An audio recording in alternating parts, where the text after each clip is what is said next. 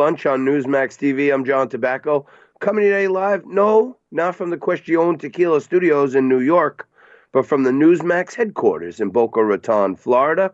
Thanks to this terrible weather in New York, my flight was canceled this morning, but my friends and management over here at Newsmax headquarters were very nice to let me come on down and spend a couple hours with you today.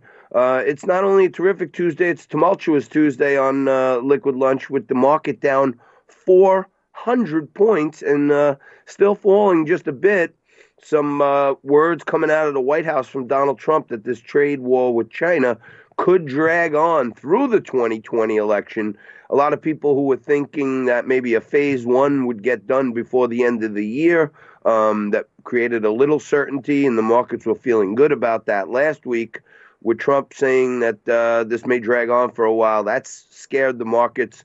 You had Secretary of Commerce Wilbur Ross saying that rather than making the Chinese think we're just racing to keep the market up, if we extend the talks a little bit and try to get a little deeper into it through 2020, that may take away some of China's leverage, and that takes away a bunch of market cap from the market. Dow down 400. We'll keep you posted on that all day.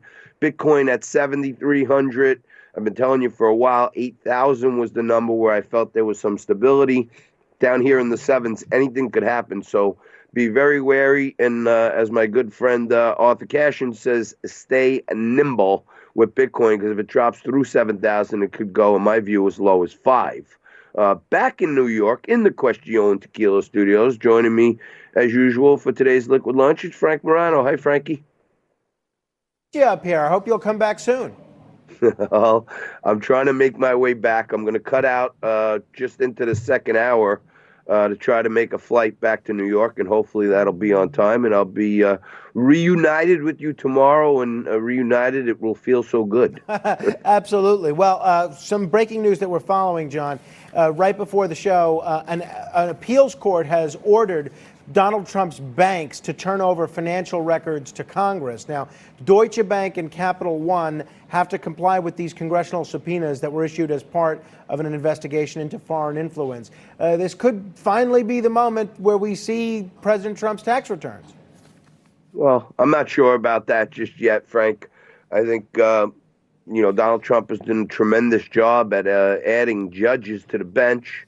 And I think they're going to appeal these decisions as high as they can go. So I think it'll be a lot more noise. And maybe at some point we'll see him. But it is kind of odd that we didn't need to see Barack Obama's birth certificate, but we still need to see Donald Trump's tax return. Well, we did ultimately. Well, I'll put it on my list for things to correct when you're when you're gone later. But we did ultimately see the president's birth certificate.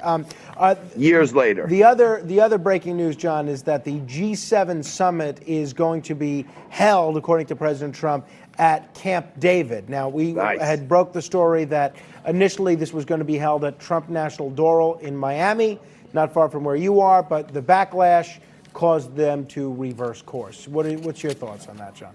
Well, I think, Camp David is probably the best place.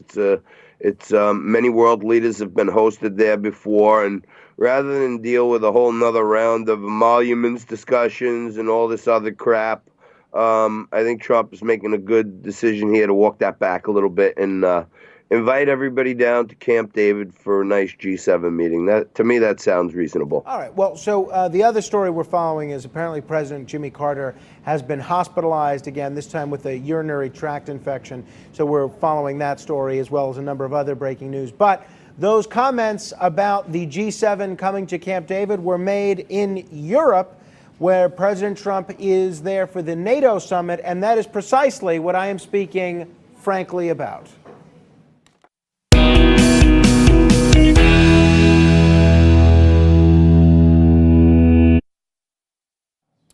So the president of France, which is a NATO ally, Emmanuel Macron, made a lot of headlines all over the world a couple of days ago when he said NATO was brain dead. Well, somebody that didn't think too highly of those comments was President Trump. This is what he said early this morning in response to Emmanuel Macron's comments.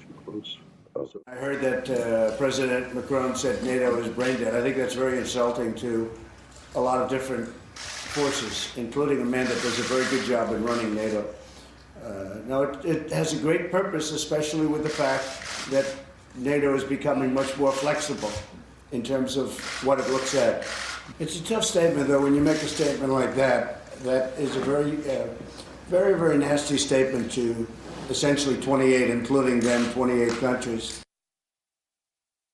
So there you have it. President Trump not at all happy with Macron's comments, and I can understand why. I can also understand why President Trump has been a little upset with all these countries that aren't paying their fair share of their NATO expenses. If you're not familiar with this, all the NATO countries are required to kick in a similar percentage for their common defense. Now, this comes 3 years after Donald Trump said to a German newspaper that NATO had become obsolete. Now, a year later, just 2 years ago at another NATO summit, Donald Trump backed off those comments. He said that in part due to his leadership, NATO is no longer obsolete. This is what he said 2 years ago.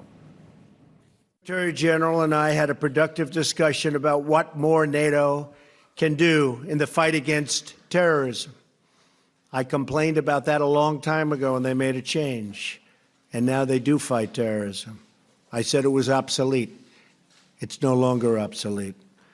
It's my hope that NATO will take on an increased role in supporting our Iraqi partners in their battle against ISIS. Certainly glad that NATO is willing to adapt, but the bottom line is the president was right 3 years ago. He was right in 2016, and it's one of the things that so attracted me to his foreign policy agenda. NATO is obsolete. NATO was formed 70 years ago to confront the spread of communism and combat the Soviet Union and Soviet aggression. A few years after NATO was formed, and remember, it started with us, the United States, and 11 other countries. A few years after NATO was formed, what happened? We saw the Warsaw Pact be formed with all the communist countries and made the whole world basically one giant Cold War over whether we'd see communism or capitalism. So what happened after the Berlin Wall fell and the Cold War ended? Well, the Warsaw Pact folded up, but NATO didn't. And in spite of what President Bush promised Russian leaders at the time, which is that we would not be expanding eastward, NATO has done exactly that. NATO, which started with 12 countries, is now 29 countries. Do you know what that means?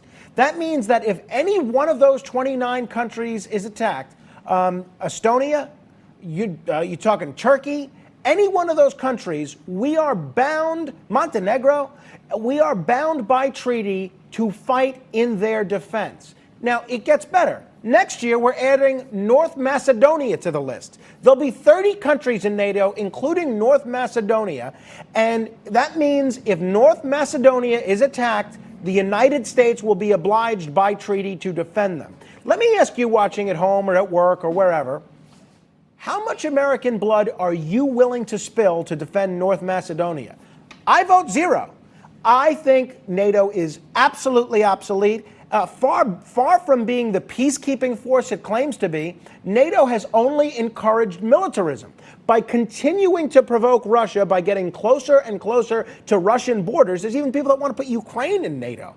By continuing to provoke Russia, it causes them to ramp up their militarism. And let's look at how NATO's done. Take a look at the great job NATO's done in Afghanistan. That's still going after about 2 decades. What about this brilliant NATO operation to take out Muammar Gaddafi in Libya? Well, we see what they did there. It's now a failed state and a haven for terrorists. And what happens to those people, John? All those folks are refugees that none of the NATO countries seem to want. So we've seen NATO being pretty good at committing war crimes, including bombing civilians. We haven't seen NATO be that great at keeping the peace. I say I want the 2016 Donald Trump back. NATO is obsolete, and there's no reason that America should still be funding this obsolete, arcane organization.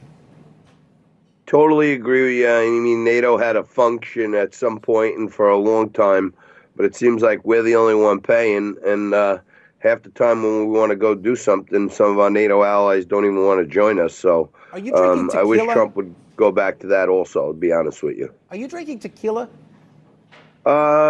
This is water. It says tequila. Okay, well then it's tequila. I don't know. Down here, I guess they're trying to make me feel at home. I thought they put some water. Oh, is that what it says? Tequila on the front. I didn't even notice. Well, now, John, what is this that I saw that Janine Pirro was actually doing your makeup yesterday? You know, it was unbelievable. I was, as you know, I was at the American Group Travel Association Awards, and I was doing my parts of the show from CEO Tim Henschel's penthouse, and Janine Pirro Judge Janine came by the set, check it out, say hello, and she saw that I was sweating like a pig, and she was like, "Yeah, no, JT, no.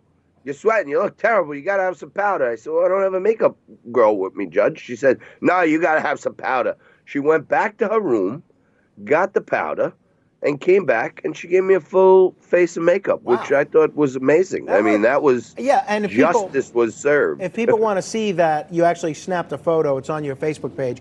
We don't have it available for the viewers here, but you could just search on Facebook, John Tabacco, Tabacco, and you can see the judge doing your makeup, and it looks like she did a pretty good job.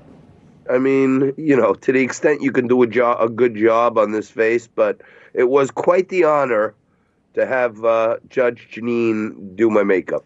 And let me tell you, we don't think our makeup artist Cece's job is in any danger anytime soon, though. No. This was a remote shoot, and as you know, Judge Janine is quite the celebrity, so I have a feeling she's not going to be coming down to try to replace our current makeup person, who is, quite frankly, the best. Well, she is very, very good. I'll let the viewers judge whether she's the best or not. All right. Well, we have an action-packed show for the folks at home or at work, wherever they're watching. Governor William Weld is going to be here. Data expert Nathaniel Bradley is going to be here. Joe Pignon is going to be here. Chris Coffey, veteran Democratic strategist, is going to be here. What a day for him. He's a former Bloomberg alumnus, and a day that Bloomberg's first poll shows him at 6%, already beating Kamala Harris. And Tito Ortiz, the UFC Hall of Famer, is going to be here. And John and I are going to update you on all the news that's breaking and baking throughout the day. How is the weather down there in Miami, John? It looks like it's a lot better than it is here. The weather is better than there, but it's not really great. When I walked into Newsmax today, they were suggesting that I brought the cold weather with me because it's, you know, a brisk 60 down here with a little breeze. So that's why I was drinking this water/tequila to warm up a little bit, because even down here, Frank, it's not beautiful. I can tell you that. I mean, it's beautiful and sunny, but it's not that hot. It certainly beats the dark cloud that's usually hanging over your head. All right, let me tell you something. Tito Ortiz is quite lucky that I'm not there, because I would have really liked to show him some of my grappling moves. I think you're the one that's lucky. Tito Ortiz joins us next. You're watching Newsmax TV. I'm Frank Morano here with John Tabacco. We'll be right back with the incredible specimen Tito Ortiz.